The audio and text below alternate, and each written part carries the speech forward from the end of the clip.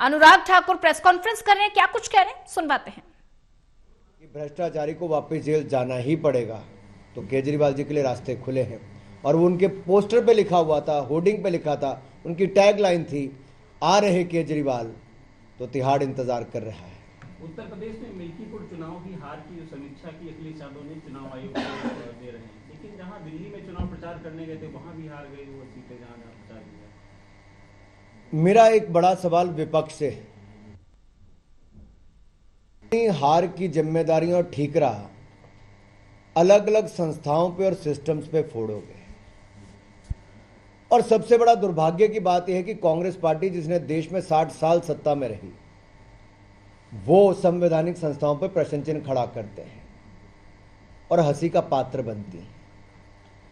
एक बार भी कोई सबूत नहीं दे पाया कि ईवीएम में कैसे गड़बड़ी हो सकती है। कोई आधार नहीं किसी के ऊपर आरोप लगाने का।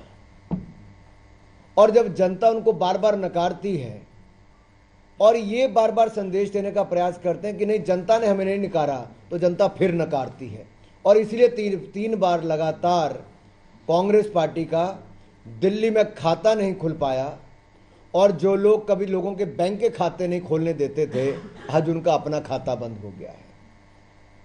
ये दिखाता है कि आप जनता को जब नीचा दिखाने का प्रयास करते हो, तो जनता बार बार आपको संदेश देती है। और राहुल जी, संदेश बहुत स्पष्ट है कि जो अराजकता की राजनीति की राह पर आप अरविंद केजरीवाल से बड़े अराजक बनना चाहते हो, जनता अर्बन नक्सल को कभी मंजूर नहीं करेगी। अगर आप भारत के खिलाफ बात करते हो, जनता आपको कभी मंजूर नहीं करेगी। अगर आप भारत की संवैधानिक संस्थाओं पर, कोर्ट से लेकर इलेक्शन कमीशन और अन्य संस्थाओं पर प्रश्न चिन्ह खड़ा करोगे, भारत की जनता आपको बार बार नकारेगी। आप भारत में रहकर की भारत विरोधियों की लाइन टो करोगे, तब भी जनता आपको कभी स्वीकार नहीं करेगी। और जब तक आप ये स्वीकार नहीं करोगे कि जनता ने आपको किन बातों पर अस्वीकार किया है और मंथन और चिंतन नहीं करोगे, तब तक कुछ नहीं हो पाएगा। और मैं एक बात जरूर कहना चाहता हूं, हमने अपनी पार्टी में माननीय प्रधानमंत्री नरेंद्र मोदी जी को काम करते देखा है। और 2001 ले लीजिए, गुजरात के मुख्यमंत्री से लेके आज 2025 में देश के प्रधानमंत्री के रूप में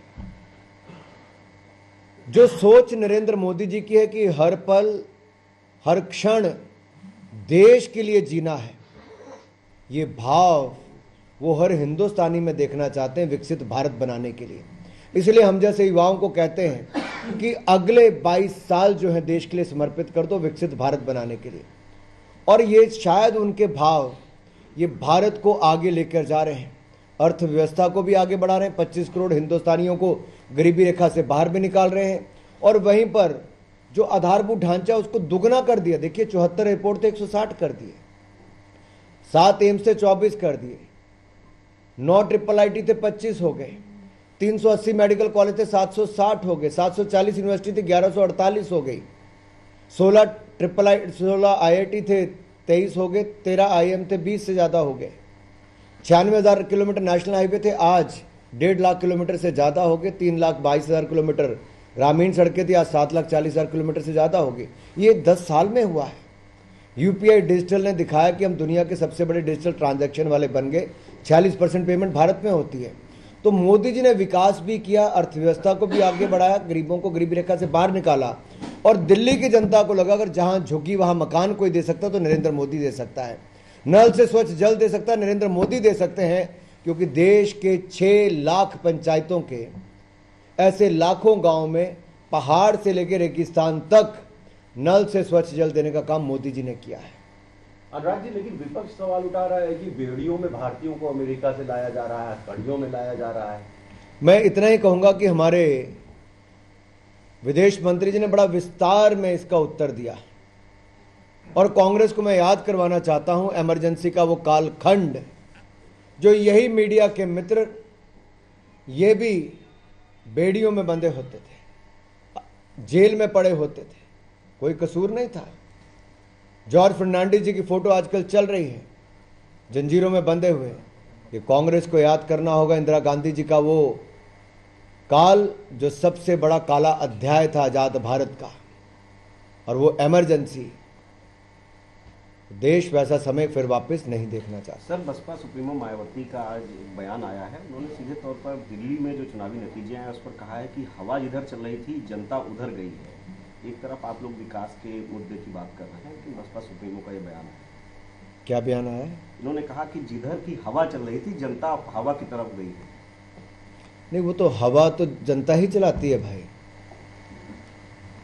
लोकतंत्र में, जनतंत्र में जनता से बड़ा कोई नहीं। और इसीलिए अगर आप प्रधानमंत्री नरेंद्र मोदी जी को देखोगे, बार बार झुककर देश की जनता का अभिनंदन करते हैं और उनको एक विश्वास दिलाते हैं कि तन समर्पण, मन समर्पण, इस देश को विकसित भारत बनाने के लिए हर क्षण समर्पण।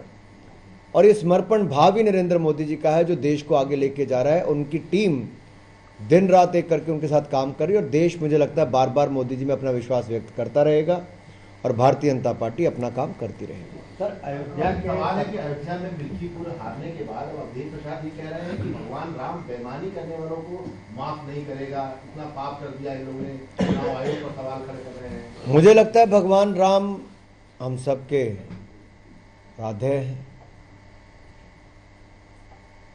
और रामलला को जिस स्थिति में सपा की सरकार में रखा गया, अन्य सरकारों में रखा गया,